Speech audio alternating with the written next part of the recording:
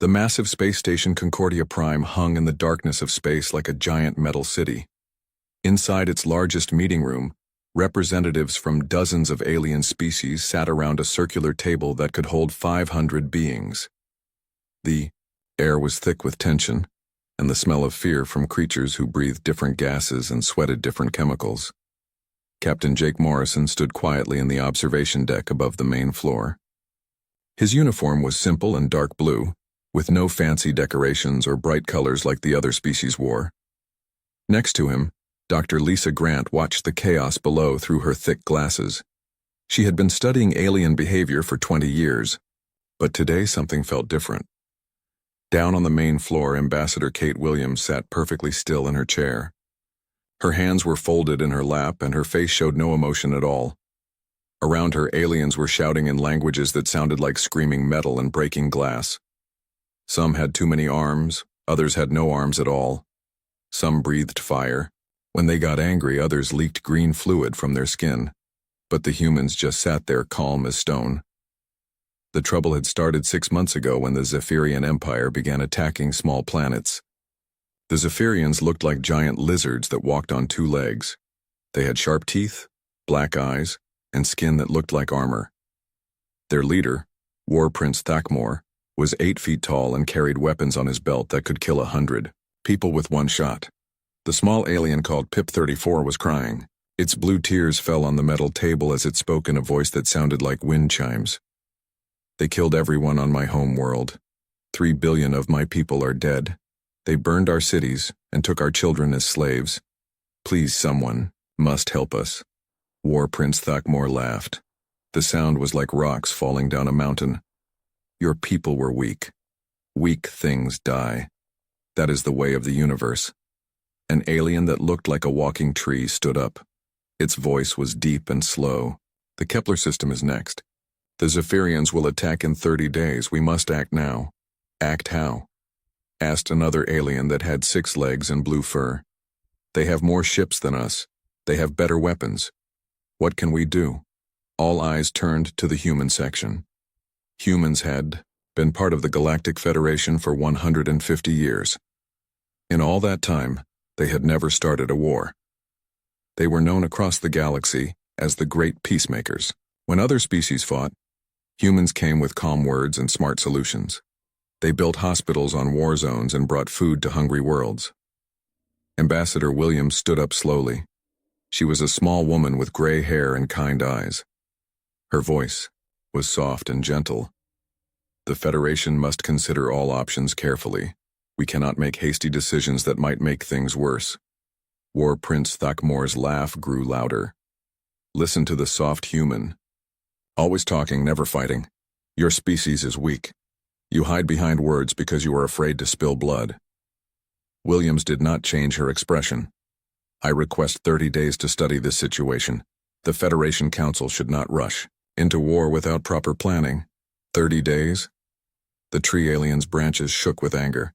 In 30 days, the Kepler system will be ashes. 2 billion innocent beings will be dead. I understand your concern, Williams said. Her voice never got louder or faster, but wisdom requires patience. Hasty action leads to greater tragedy. The other aliens looked at each other with confusion and anger. The Zephyrians were getting ready to commit genocide, and the humans wanted to have meetings about it. Some aliens whispered that humans were cowards. Others said humans had grown too soft living on their peaceful planet Earth. War Prince Thakmor stood up. His armor made scraping sounds as he moved.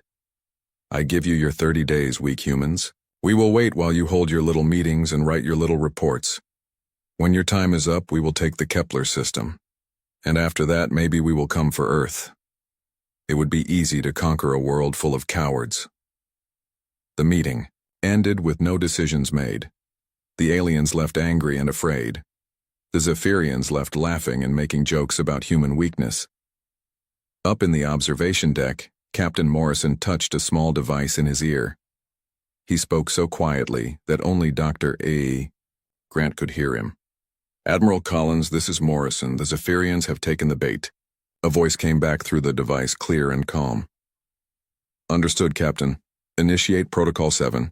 It's time to remind the galaxy who we really are. Dr. Grant looked at Morrison with surprise. In 20 years of working together, she had never heard him use those words before. Protocol 7 was not something they taught in diplomatic school. Morrison's face had changed. The kind, patient expression was gone. Now he looked like a predator watching its prey. Lisa, contact all human ships in this sector. Tell them the discussion period is almost over. Jake, what's going on? What is Protocol 7? Morrison watched as War Prince Thakmor left the meeting room below. The alien prince was still laughing and making jokes with his officers. He had no idea that human eyes were tracking his every move, recording his every word, and calculating his every weakness. Protocol 7 is what happens when the galaxy forgets that Earth is a death world, Lisa. We've been patient for 150 years. We've been kind and gentle and diplomatic. But some creatures only understand one language. What language is that? Morrison's smile was cold and sharp. Violence, applied with surgical precision by a species that has been preparing for this day since we first learned that monsters like the Zephyrians existed. Down below, Ambassador Williams was packing her papers. She moved slowly and carefully, like always, but Dr. Grant noticed something new in the woman's eyes. It was the same look she had seen in Morrison's face. The look of a hunter who had been pretending to be prey for far too long. The galaxy thought humans were peacekeepers because humans had kept the peace for 150 years. What the galaxy did not understand was how humans had kept that peace. They did not know about the ships hidden in dark space, the weapons that did not officially exist, or the intelligence network that had been watching and learning and preparing. War Prince. Thakmor thought he had 30 days to prepare for conquest. He had no idea that humans had been preparing for 150 years to stop creatures exactly like him. The hunt was about to begin. 3 days after the meeting at Concordia Prime, a small black ship moved through space near the edge of Zephyrian territory. The ship had no lights and made no sound. It was so dark that it looked like a piece of empty space with engines. Inside, the ship Colonel Ryan Mitchell sat in front of a screen showing the layout of a Zephyrian military base. He was a tall man with scars on his hands and eyes that never seemed to blink. Next to him, Commander Amy Foster was typing quickly on a computer that showed information about Zephyrian weapons and battle plans. "How long have we been watching this base?" asked Lieutenant Ben Clark. He was young and had only been on 3 missions before this one. 47 years, Mitchell said without looking away from his screen. "We put the first spy satellite here in 2340. We know how many soldiers they have, what they eat for breakfast, and how often they change their guard shifts." Clark's mouth fell open. 47 years? But we only learned about the Zephyrian threat 6 months ago. Foster stopped typing and looked at him. "Kid, we've known about the Zephyrian threat since the day we joined the Galactic Federation. We've been watching every aggressive species in the galaxy for over a century. The Zephyrians just moved to the top of our list." On the main screen, they could see Zephyrian soldiers walking around their base. The aliens looked strong and dangerous, but they moved in patterns that Mitchell had memorized years ago. Every patrol route, every guard post, every weak spot in their defenses was marked on human maps. "Foster, show him the intelligence files," Mitchell said. Foster pressed a button, and the screen filled with pictures and information. There were detailed maps of every Zephyrian world, profiles of every important Zephyrian leader, and plans of every Zephyrian ship. The files were thousands of pages long and had been growing for decades. "We know that War Prince Thakmor has a weak spot on the left side of his armor," Foster explained. "We know that Zephyrian ships have a design flaw in their engine systems. We know that their soldiers get confused when their communication systems are jammed in a specific way. We know everything about them, and they know nothing about us." "How is that possible?" Clark asked. Mitchell smiled. But it was not a kind smile.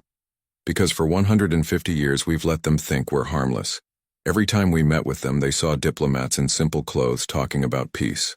They never saw the intelligence officers recording every word, the technicians scanning their equipment, or the soldiers memorizing their weaknesses." Far away, on a space station hidden in an asteroid field, Dr. Steve Parker was working on something that would have terrified the Zephyrians if they had known it existed. The station was called Silent Thunder, and it did not appear on any official human records. Parker was a quiet man who wore thick glasses and had ink stains on his fingers from writing equations. But the weapons he was building could destroy entire fleets of enemy ships. The Federation had rules about what kinds of weapons were allowed, and Parker's creations broke every single one of those rules. "How much longer until the orbital cannons are ready?" asked Captain Nicole Hayes. She had arrived on Silent Thunder that morning to check on Parker's progress. "2 more days," Parker said, adjusting something on a device that hummed with dangerous energy. "The Zephyrians think the most powerful human weapon is a simple laser that can barely scratch their armor. They have no idea that we've been building planet crackers." Hayes nodded. She was the captain of a ship that the galaxy had never seen. Like Mitchell's stealth vessel, it was painted black and designed to be invisible. But Hayes's ship was much larger and carried weapons that could level mountains. "The Admiral says we need to be ready to move as soon as the 30-day period is over," Hayes said. "We'll be ready," Parker promised. "The Zephyrians are about to learn why Earth is called a death world." Back on Concordia Prime, Ambassador Williams was in her office having a video call with Admiral Pete Collins on Earth. To anyone watching, it looked like a normal diplomatic meeting. Williams sat at her desk looking calm and professional while Collins appeared on her screen wearing his simple uniform. But they were not talking about trade agreements or peace treaties. "The Ghost Fleet is in position," Collins reported. 37 ships hidden in dark space, all within striking distance of major Zephyrian targets. They've been there for 6 years waiting for this moment. "And the infiltration teams?" Williams asked. "Captain Luke Anderson has been undercover in the Zephyrian military for 15 years. He's now one of War Prince Thakmor's most trusted advisors.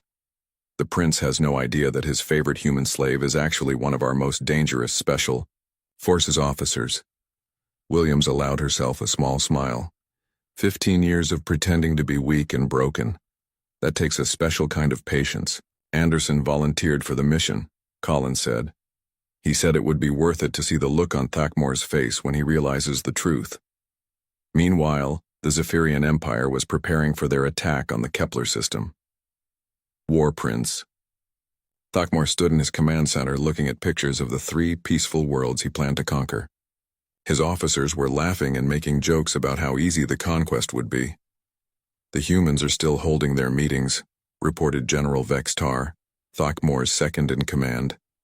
"They have asked for more time to study the situation. I think they are afraid to fight us." Thakmor's laugh sounded like breaking stones. "Of course they are afraid. Humans are soft creatures from a soft world. They have never known real war. When we are finished with the Kepler system, we will show them what happens to cowards who hide behind diplomacy." What Thakmor did not know was that Captain Anderson was standing right behind him, taking notes on everything the Zephyrians said. Anderson had spent 15 years earning their trust by pretending to be a broken slave who was grateful for their mercy. In reality, he was recording their battle plans, their troop movements, and their weaknesses. The Zephyrians thought they were hunters preparing to attack helpless prey. They had no idea that they were the prey, and the hunters had been watching them for decades. In space, more human ships moved through the darkness. They were painted black and traveled without lights. Some were as small as fighters, others were as large as cities. All of them were invisible to Zephyrian sensors and carried weapons that officially did not exist. The galaxy thought humans were peaceful because humans had spent 150 years keeping the peace. What the galaxy did not understand was that humans kept the peace by being prepared for war. They kept the peace by watching their enemies and learning everything about them. They kept the peace by building weapons in secret and training soldiers in the shadows. The Zephyrians had 27 days left before their planned attack on the Kepler system. They thought they were using that time to prepare for easy conquest. They had no idea that humans had been preparing for this war since before the Zephyrians knew Earth existed. The mask was starting to slip, and underneath it was something the galaxy had never seen before. Something patient, something calculating, something absolutely deadly. The attack on the Kepler system began at dawn on the 30th day. War Prince Thakmor led his fleet of 200 warships toward the 3 peaceful worlds that had never known war. The planets were home to gentle creatures who grew food and made art, and raise their children in safety. None of them had weapons that could stop the Zephyrian fleet. On the first planet, Kepler 442c, the bird-like aliens called the Aryans tried to evacuate their cities. Their children had feathers that changed color when they were scared, and now, whole flocks of young ones were turning white with fear. They had no weapons except farming tools and no ships except small cargo vessels that moved slowly through space. The Zephyrian ships fired their plasma cannons from orbit. Cities that had stood for 1,000 years turned to ash in minutes. Libraries full of ancient knowledge burned. Hospitals full of sick and elderly were destroyed. Schools where children learned to sing were turned to rubble. On the second planet, Kepler 442, the crystalline collective tried to hide in their underground cities. These aliens looked like living gemstones and communicated by making musical sounds. They had never hurt anyone in their entire history. They spent their lives growing beautiful crystal formations and sharing knowledge with other species. Wow. Zephyrians dropped bombs that shattered the crystal cities like broken glass. The musical voices of the crystalline collective fell silent forever. On the third planet, Kepler 442e, the Verdani people lived in harmony with the giant trees that covered their world. They were small, green-skinned beings who could talk to plants and make gardens bloom in empty soil. They had no military, no weapons, and no way to fight back. The Zephyrians burned their forest from space. The ancient trees that had grown for 10,000 years died screaming in flames that could be seen from orbit. In 12 hours, 2.4 billion innocent beings were dead or enslaved. At Concordia Prime, the other Federation species watched the destruction through news broadcasts and emergency reports. Some were crying. Others were shouting in anger.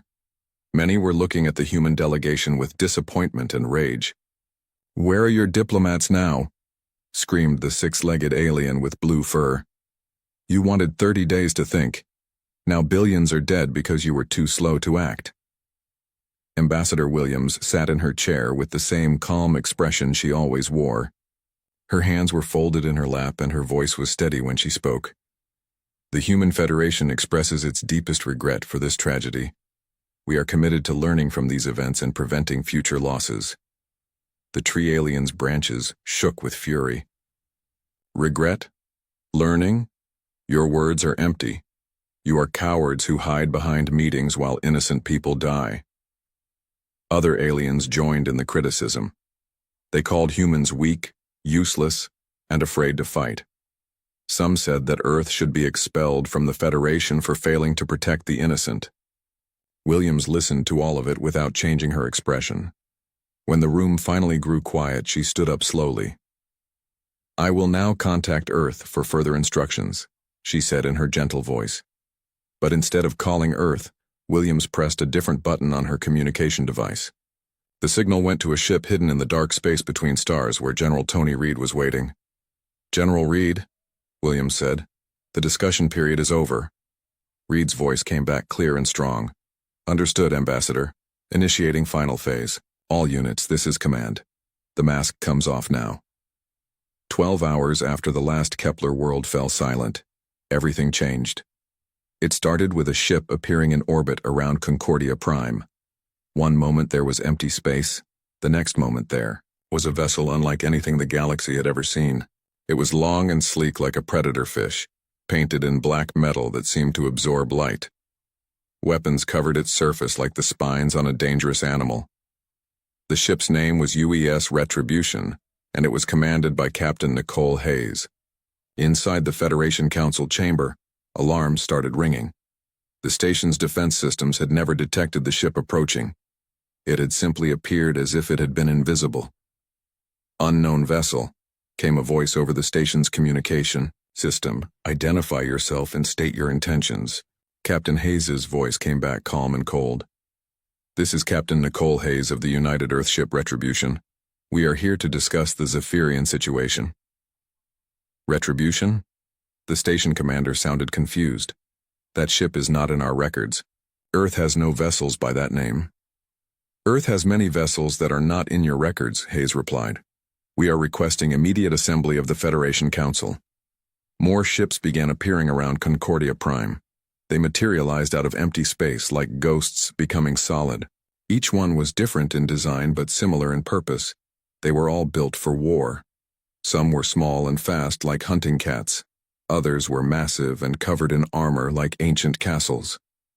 In the council chamber, Ambassador Williams was no longer sitting quietly.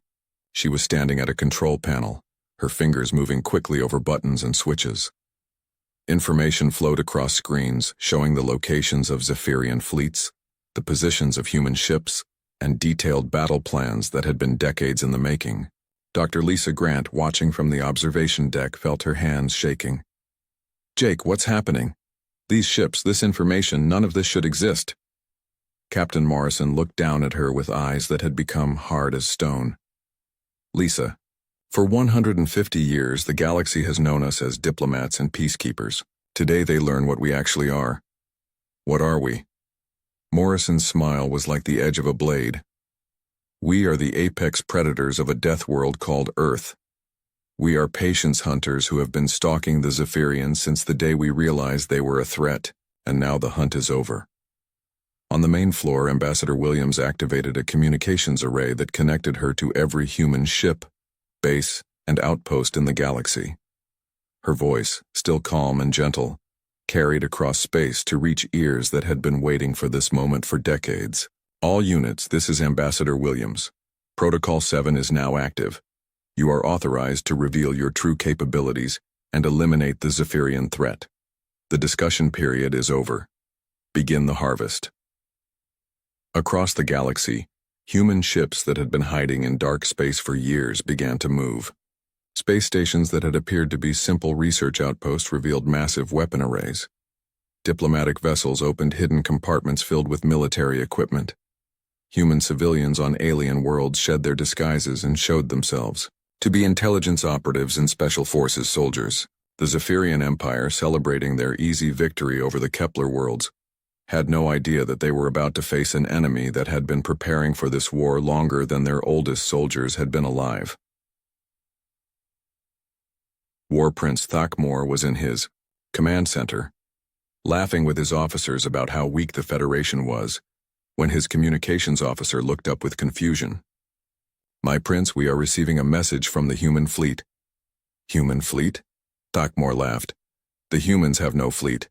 They have cargo ships and research vessels. Sir, our sensors are showing 137 human warships surrounding our position." Thakmor stopped laughing. "That's impossible. Show me." The main screen activated and Thakmor saw something that made his blood turn cold. His fleet was surrounded by ships that looked like they had been designed by nightmares. Each one was bristling with weapons that his sensors could not identify. A human voice came over the communication system, calm and polite. "War Prince Thakmor, this is Admiral Chris Thompson of the Human Ghost Fleet. We have been waiting 43 years for this conversation. Please prepare to surrender, or we will demonstrate why Earth is classified as a death world." War Prince Thakmor stared at the screen showing the human ships surrounding his fleet. His mouth was open, and for the first time in his life, he could not speak. The vessels looked nothing like the peaceful cargo ships and research vessels that humans were supposed to have. "This must be a trick," he finally said to his officers. "Humans do not have warships. They are weak creatures who speak of peace and write reports." General Vextar, standing beside him, was looking at the sensor readings with growing fear. "My prince, these ships are reading as real. Our computers cannot identify their weapon systems, but the energy signatures are massive." On the communication screen, Admiral Chris Thompson appeared. He was an older human with gray hair and eyes that looked like winter ice. Behind him, the bridge of his ship was filled with officers working at stations covered in displays showing Zephyrian positions. "War Prince Thakmor," Thompson said in a voice that was perfectly calm. "I am Admiral Thompson of the Human Ghost Fleet. We have been tracking your movements for 43 years. We know the location of every ship in your empire, every military base, and every weapons factory." "Impossible," Thakmor snarled. "We would have detected your ships." Thompson smiled, and it was not a friendly expression. "We have been hiding in dark space since before your grandfather was born. While you were conquering weak worlds and celebrating your victories, we were watching, learning, and preparing. At that moment, another human appeared on Thakmore's bridge. It was Captain Luke Anderson, who for 15 years had pretended to be a broken slave. Anderson was no longer wearing rags or walking with bent shoulders. He stood straight and tall, and in his hands was a weapon that made a soft humming sound. "Hello, my prince," Anderson said with a smile that made Thakmore's blood turn cold. "Did you enjoy our little performance? 15 years of pretending to be grateful for your mercy. 15 years of listening to your plans and sending every detail to Earth." Thakmore's eyes went wide with rage and fear. You were a spy. All this time you were a spy. Not just a spy," Anderson said. "Captain Luke Anderson, Human Special Forces. I volunteered for this mission because I wanted to see your face when you learned the truth." Around the command center, other humans who had been working as slaves were standing up. They were no longer bent and broken. They moved like soldiers, and each one carried weapons that appeared from hidden places in their clothing. "Every human you captured," Anderson explained, "every human you thought you broke and turned into a servant was actually a volunteer operative. We have been inside your empire for decades, mapping your defenses and waiting for this day." In space, the human ships were moving into attack positions. Admiral Thompson was speaking to his fleet commanders, and War Prince Thakmore could hear every word. "All ships, this is Admiral Thompson. Begin Phase 1. Show them what we learned from studying their weaknesses." The human ships opened fire, but not with the simple lasers that the galaxy expected humans to use. These weapons made no sound and left no trail of light. They simply reached out and touched Zephyrian ships, and those ships stopped working. "What are they doing to us?" General Vextar asked as his own ship's systems began to fail. Dr. Maria Santos, speaking from a hidden research station, answered his question through the communication system. "We are using focused electromagnetic pulses designed specifically to disable Zephyrian technology. We studied your ships for 50 years and learned exactly how to turn them off without destroying them." "Who are you?" Thakmore demanded. "Dr. Maria Santos, Director of Human Psychological Warfare Division. Every interaction your species has had with humans was designed to make you think we were weak and passive. We wanted you to become confident and careless. We wanted you to underestimate us completely." On Concordia Prime, the Federation Council was watching the battle through their sensors. The other alien species sat in stunned silence as they realized what they were seeing. The humans were not just fighting the Zephyrians. They were dismantling them like mechanics taking apart broken machines. Ambassador Williams stood at her control station, coordinating the attack with the same calm efficiency she had always used for diplomatic meetings. Fleet Group Alpha moved to intercept the Zephyrian reinforcements approaching from the Vega sector. Fleet Group Beta begin securing the prison camps on Zephyrian worlds. "Prison camps?" asked the tree alien, its voice filled with shock. Williams looked up from her controls. "We know the location of every Zephyrian slave camp, prison, and work facility. While you were criticizing our diplomatic delays, we were planning the liberation of every innocent being held by the Empire." Dr. Lisa Grant, still watching from the observation deck, felt like the world had turned upside down. "Jake, this is impossible. How could we have hidden all of this? How could no one know?" Captain Morrison was typing rapidly on a tablet, sending orders to human ships across the galaxy. "Lisa, think about every diplomatic mission we've been on. Every time we visited an alien world, how many humans were in our delegation?" Grant thought back to the dozens of missions she had been part of. Usually about 20 people. Diplomats, scientists, cultural experts. "Wrong," Morrison said. "Usually 5 diplomats and 15 intelligence operatives. Every cultural expert was studying alien psychology to find weaknesses. Every scientist was analyzing alien technology for tactical advantages. Every trade negotiation was an opportunity to plant surveillance equipment. The scope of the deception was becoming clear. For 150 years, humans had been playing a game that no other species even knew existed. Every peaceful gesture had hidden a military purpose. Every diplomatic delay had been used to position assets and gather intelligence. On the Zephyrian command ship, War Prince Thakmor was watching his empire collapse in real time. Human ships were appearing at every major Zephyrian world simultaneously. There was no way to coordinate a defense because the humans seemed to know every military code and communication frequency. "How many ships do you have?" Thakmor asked. "Admiral Thompson." "Enough," Thompson replied. "We have been building warships in hidden facilities for over a century. Every cargo vessel that left Earth was actually carrying military components to secret assembly points. Every research station was actually a weapons factory." Captain Anderson walked closer to Thakmor, his weapon still humming softly. "You want to know the real joke, my prince? Humans really are peaceful. We prefer diplomacy and cooperation. But we are also predators from a world where everything tries to kill everything else. When diplomacy fails, we don't get angry or emotional like other species. We become something much more dangerous." "What?" Thakmor whispered. "We become patient," Anderson said. "We study our enemy until we know them better than they know themselves. We wait until they are completely vulnerable. And then we strike, with absolute precision. The battle, if it could even be called a battle, was over in 6 hours. The Zephyrian Empire, which had taken 300 years to build, was completely defeated in less than a day. Not destroyed, defeated. The humans had been careful to capture rather than kill whenever possible.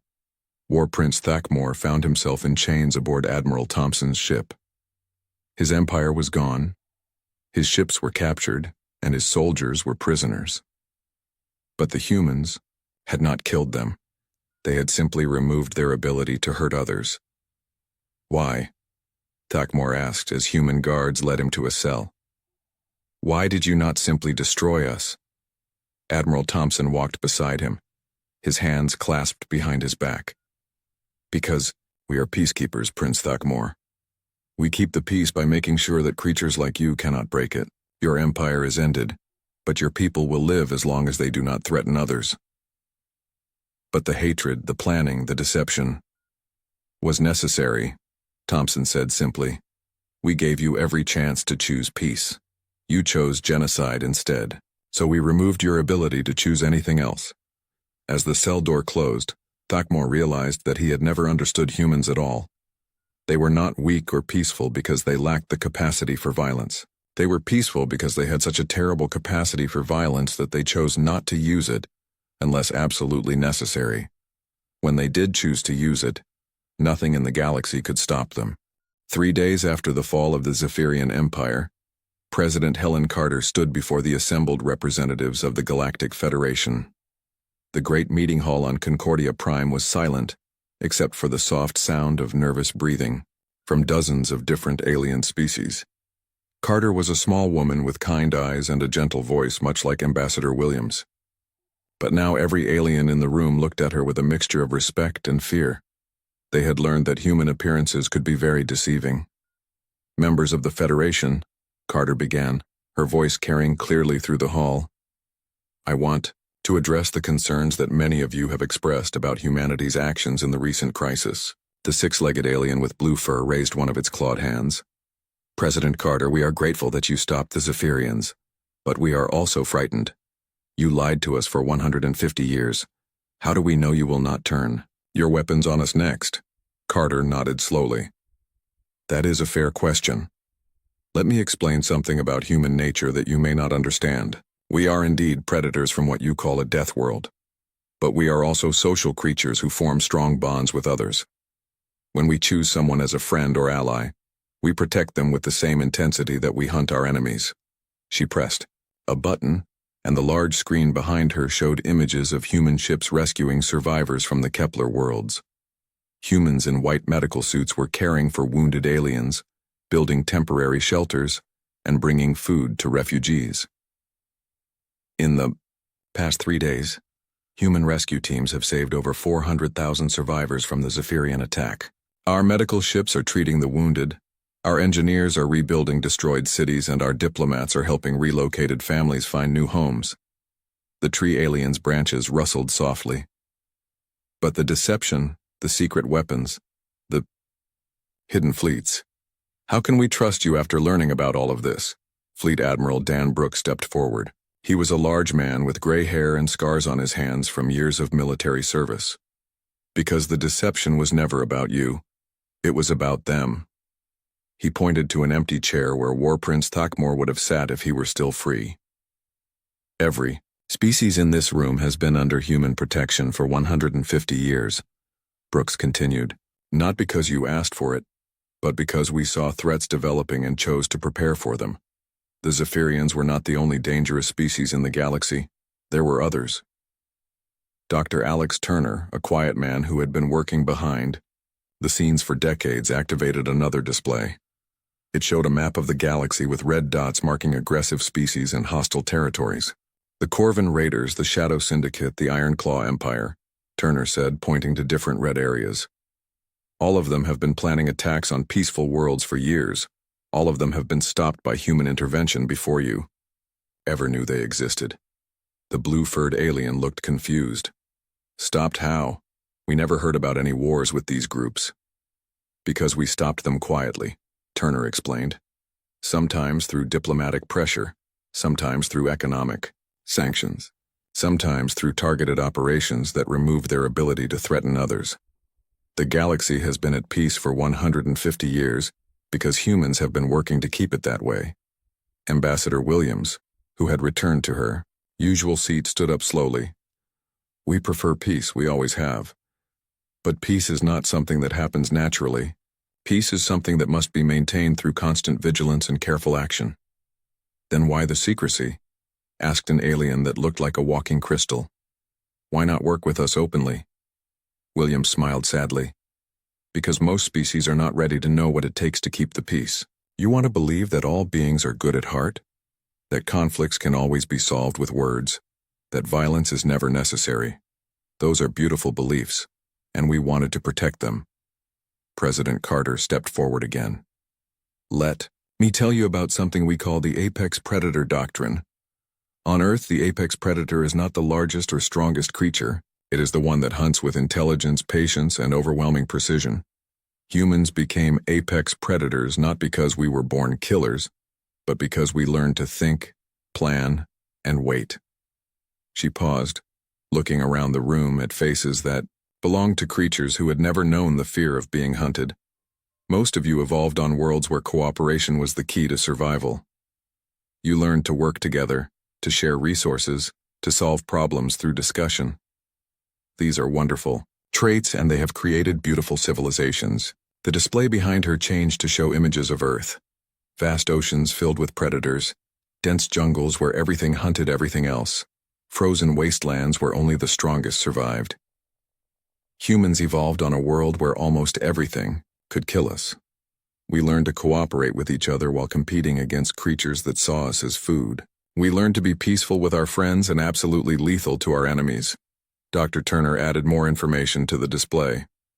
This is why human diplomatic missions always took longer than others expected. We were not just negotiating treaties. We were studying every species we met, learning their psychology, their capabilities, their potential for both friendship and hostility. A small alien that looked like a floating jellyfish spoke in a voice like singing wind.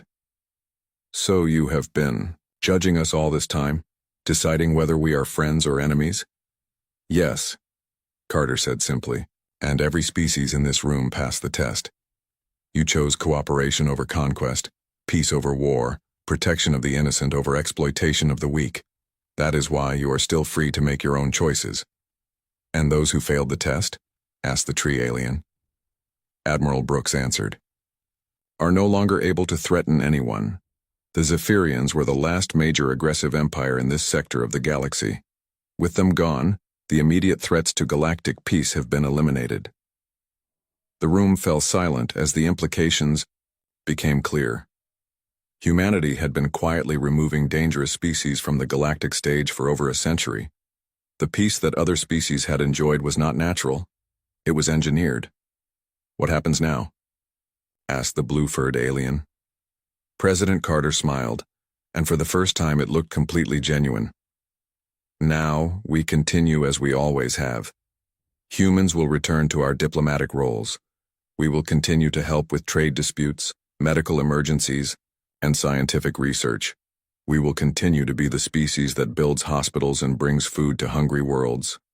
But the weapons, the fleets, the hidden bases, will remain hidden, Admiral Brooks said, ready to respond if new threats emerge. The galaxy is safer now than it has been in centuries, but vigilance must continue. Ambassador Williams walked to the center of the room. I want you to understand something important. When we said we were peacekeepers, we were telling the truth. We keep the peace. But keeping the peace is not the same as avoiding violence.